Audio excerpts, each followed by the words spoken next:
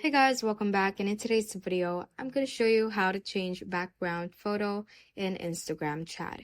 Without further ado, let's get started. Now let's just go ahead and open up our Instagram app, and from here, let's click on the messenger icon at the top right corner. Now make sure you are on your home page or your newsfeed page. So just click on this home icon if you're not, and click on the messenger icon at the top right. Now, after you click on that, you should be able to see all the conversations you have on that specific Instagram account. Now, you open up the Instagram conversation you have with your friend that you want to change the background photo to. So for example, I want to change the background photo on this one.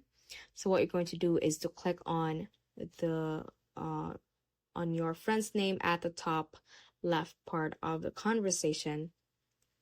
Now, changing the background photo on Instagram chat will depend on the theme of your chat. So basically, you will be able to actually customize the background photo from your camera roll or something like that. So just click on theme right here, and you should be able to see many options for your chat theme, and that would also change your background photo within your chat.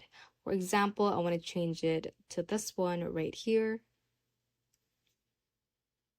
like that, and that should change your background photo within your chat as well. So you can just go back to the set of themes, choose a specific one if you want to change the background photo.